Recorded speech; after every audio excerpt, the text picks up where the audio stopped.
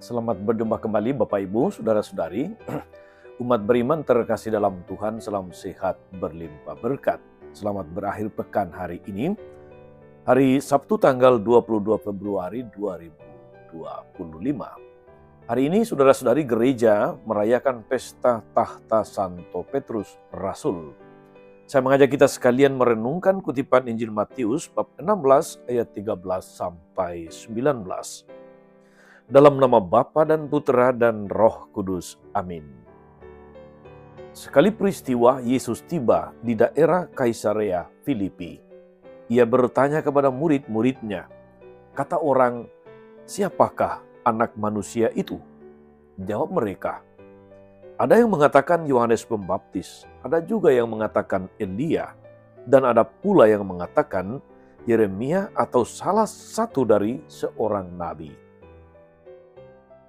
Lalu Yesus bertanya kepada mereka, tetapi apa katamu, siapakah aku ini?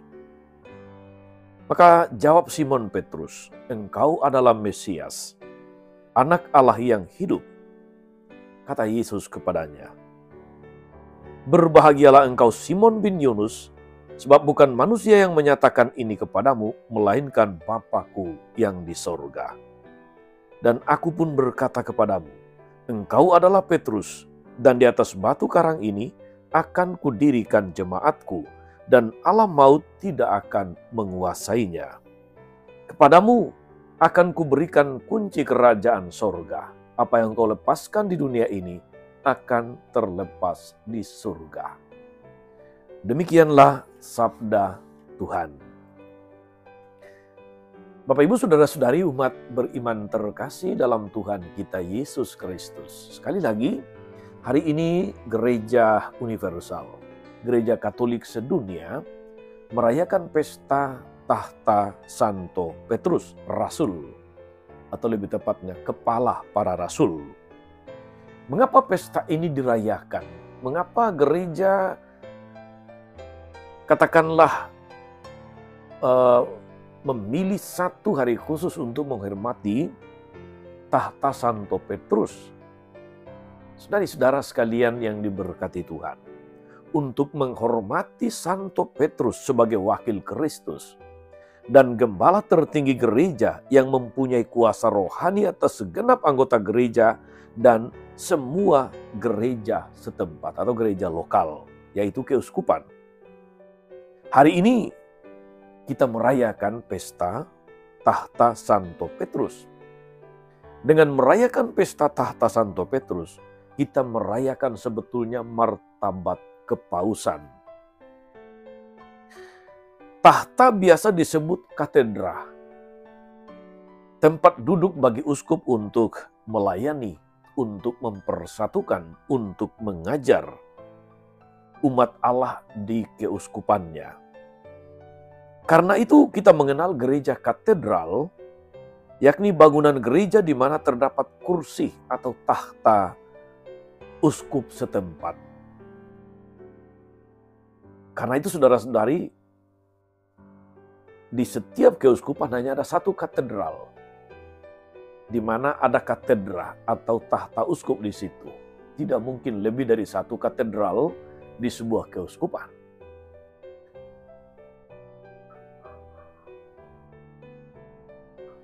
Uskup adalah pemersatu dan pelindung seluruh gereja lokal di wilayah keuskupannya. Paus adalah uskup Roma. Jangan lupa saudara-saudari, Paus sebagai pemimpin gereja Katolik sedunia juga adalah uskup Roma. Ketika ia duduk di tahtanya, dia juga melayani, dia mengajar, dia mempersatukan seluruh gereja universal. Paus adalah Servus Servorum Dei, hamba dari para hamba Allah. Saudara-saudara, sosok Santo Petrus menjadi sangat penting hari ini.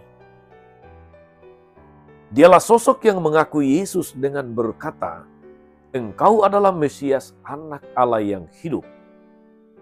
Yesus sendiri menyerahkan kuasanya kepada Petrus untuk menjadi gembala.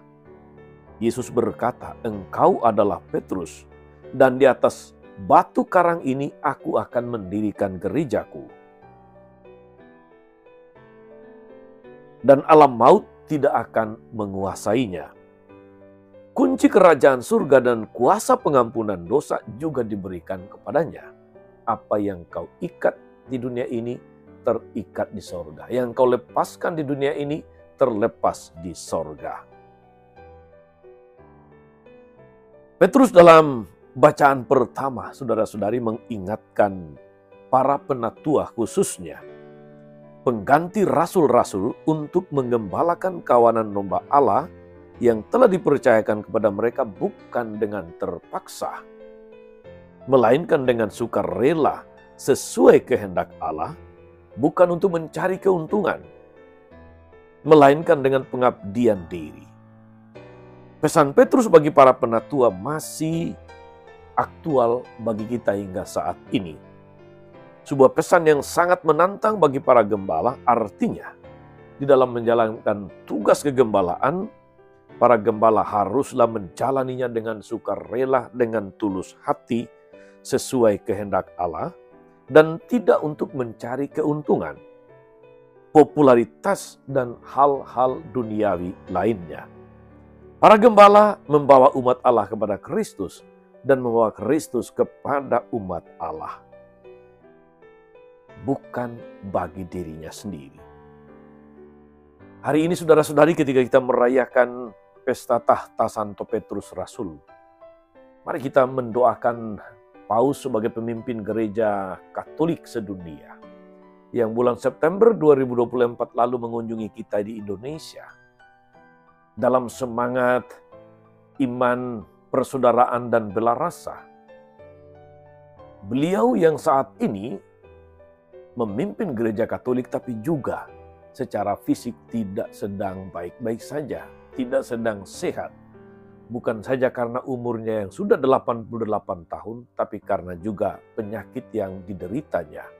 Kita berdoa semoga Tuhan memberkati, menjamah Paus, memberkati seluruh intervensi medis yang dilakukan agar Paus boleh kembali pulih dan memimpin gereja Katolik dengan sehat jasmani dan rohani. Tuhan Yesus memberkati kita semua. Amin. Tuhan Yesus Kristus, kami bersyukur karena